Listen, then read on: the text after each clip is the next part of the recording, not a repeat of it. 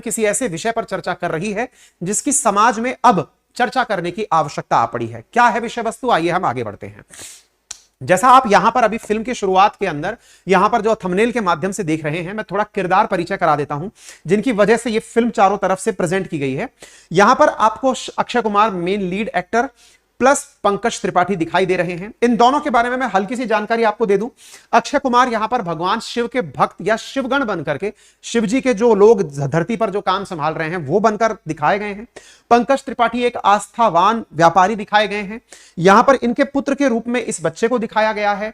यामी गौतम वकालत करते हुए वकील के रूप में कोर्ट के अंदर डिबेट करती हुई दिखाई गई हैं। और इस फिल्म की जो पटकथा बुनी गई है वो पंकज त्रिपाठी के बेटे का किरदार निभा रहे इस बालक के इर्द गिर्द बुनी गई है, जो कि अपनी स्कूल के अंदर मास्टरबेट करता हुआ, हस्त मैथुन करता हुआ दिखाया गया है। अपने स्कूल के शौचालय के अंदर इस बच्चे के द्वारा किया गया यह कृत्य एक कैमरे में रिकॉर्ड हो जाता है और उस रिकॉर्डिंग के बाद में किस प्रकार से समाज में वह वीडियो एक एमएमएस बनकर के हर किसी के मोबाइल पर पहुंचता है।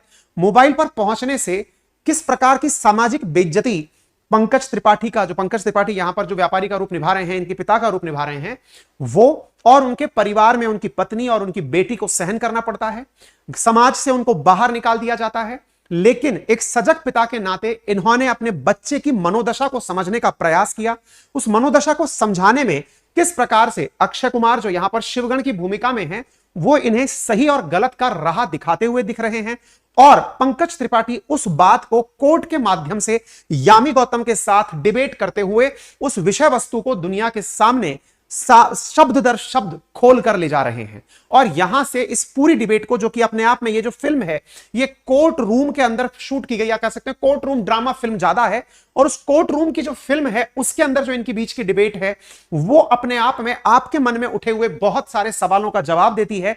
और अंत में जब आप उठकर वहां से चले आते हैं तो एक प्रश्न आपके मन में छोड़ देती है कि क्या स्कूल में सेक्स एजुकेशन होना चाहिए। और ये शब्द जैसे ही दिमाग में आता है तो बहुत सारे प्रश्न ये खड़े होने लगते हैं।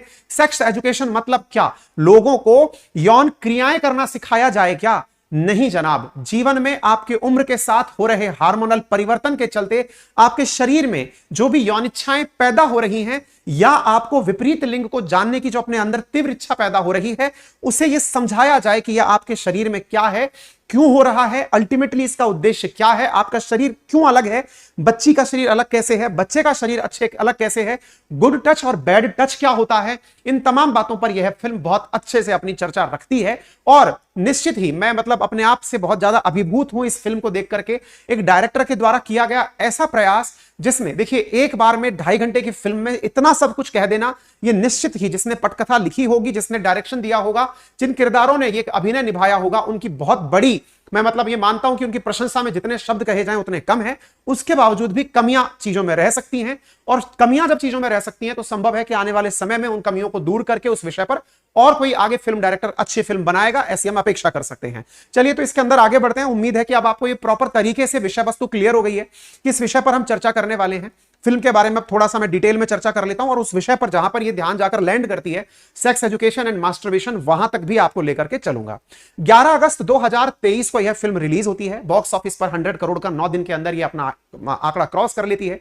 इस फिल्म के अंदर और भी बहुत शानदार शानदार कलाकार हैं, जिनमें से अरुण गोविल, जिन्हें आपने पहले राम के अवतार में देखा है, राम के किरदार में देखा है धारावाहिकों के अंदर, यहां एक स्कूल के अंदर ये प्रिंसिपल की भूमिका निभा रहे हैं। और भी बहुत ही अल्टीमेट कलाकार, जिसको भी देखेंगे उसके अभिनय से आप बिना टच हुए नहीं रह सकते। फिर चाहे वहां डॉक्टर का किरदार निभाने वाला व्यक्ति हो, चाहे वहां जज का किरदार निभाने वाला व्यक्ति हो, सब लोग बेहतरीन भूमिका में हैं, बेहतरीन अदाकारी में हैं। वो अपने अभिनय से आपको कहीं पर भी अपने आप से दूर नहीं करते हैं कि आप इनकी वजह से आप इस फिल्म से दूर हो रहे हो। ठीक है, अच्छा, इसके साथ साथ ये तीनों लोगों में इस बच्चे का किरदार, जिस बच्चे ने एक बच्चे के बाल मन को दर्शाने का बेहतरीन प्रयास किया है कि एक बच्चा किस मनोयोग से गुजरता है, क्या उसके अंदर परिवर्तन होते हैं, एक बच्चा अपने मन में कितना जिज्ञासा रखता है, उसके लिंग का आकार जो कि उसको तरह तरह के विज्ञापनों के माध्यम से, अखबारों के माध्यम से, दीवारों पर लगे हुए पोस्टर्स के माध्यम से, आज आप में से जो भी व्यक्ति जहां पर भी रहता होगा, अगर वो किसी भी सार्वजनिक शौचालय का उपयोग करने जाएगा तो वहां पर जिस प्रकार के विज्ञापन लगे होते हैं, उन्हें देखकर एक बार के लिए यह हैरानी होने लगती है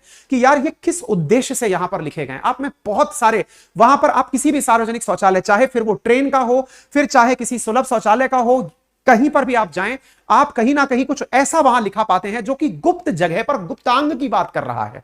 और गुप्तांगों में जिस प्रकार की बात की जाती है कि लिंग का आकार कैसे बढ़ाया जाए, आपका समय कैसे बढ़ाया जाए, एक ऐसी बातें जो कि हर व्यक्ति की एकदम निजी जानकारी है, हर व्यक्ति जिससे कहीं ना कहीं कनेक्टेड है, लेकिन उसे पब्लिक डोमेन में ला करके दिखाया जाता है। जब इस तरह की चीजें वहां हो रही हैं, तो बाल मन में जिस बच्चे को यह जानकारी ही नहीं है कि उसके साथ यह क्यों हो रहा है, वो इस पूरे की पूरे ट्रैप का शिकार हो जाता है और ना जाने कितने सारे लोग कितनी गंदी आदतों के अंदर पड़ करके अपने जीवन को अंधकार में धकेल लेते हैं। न जाने कितने बच्चे सुसाइड का प्रयास करते हैं और कितने ही लोग सुसाइड कर लेते हैं। यह विषय बहुत बड़े प्रश्न को, इवन मैं ये मानता हूं कि यदि आपके परिवार में बच्चों को लेकर के अगर सरकार अलाउ करे तो यह वो मस्ट वॉच फिल्म है जो बच्चों के साथ में देखी जा सकती फिल्म है। पता नहीं सरकार ने, सेंसर बोर्ड ने किस आधार पर इसे ये अडल्ट सर्टिफिकेट दिया है। हो सकता है कि ऐसी शब्दों के उपयोग से आपत्ति सेंसर बोर्ड को हो, क्योंकि मैं चेक कर रहा था कि कितने प्रकार के सर्टिफिकेशन दिए जाते हैं। उनमें मुझे यू प्रकार का सर्टिफिकेशन दिखा जो अनरेस्ट्रिक्टेड प्रकार का था कि आप किसी को भी सब कुछ दिखा सकते हैं, दैट इज यू। उसके बाद में मुझे ए प्रकार का दिखा जिसका मतलब था अडल्ट कैटेगरी, जिसमें 18 साल से अधिक के लोगों को ही फिल्में दिखाई जा सके।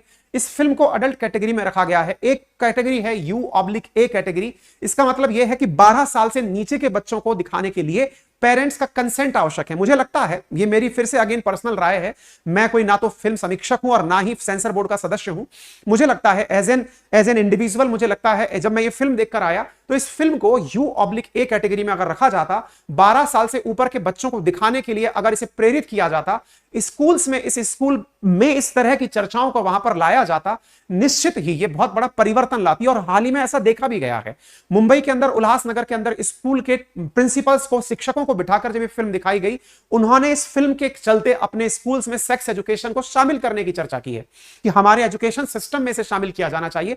निश्चित ही यह फिल्म अपने आप में बहुत बड़े विषय को लाकर लोगों के सामने रखती है। मेरी आपसे गुजारिश है कि आप, हो सकता है कि आप जब इस विषय को मुझसे सुन रहे हो, आप में अपने अपने रिजर्वेशंस हो, लेकिन हां, मैं आपसे चाहूंगा कि इसे संभव हो तो ज्यादा से ज्यादा इस सेशन को शेयर करिए, क्योंकि हो सकता है कि आप में से बहुत सारे लोग YouTube के माध्यम से ही सही इस फिल्म और इस विषय पर चर्चा करना शुरू करें।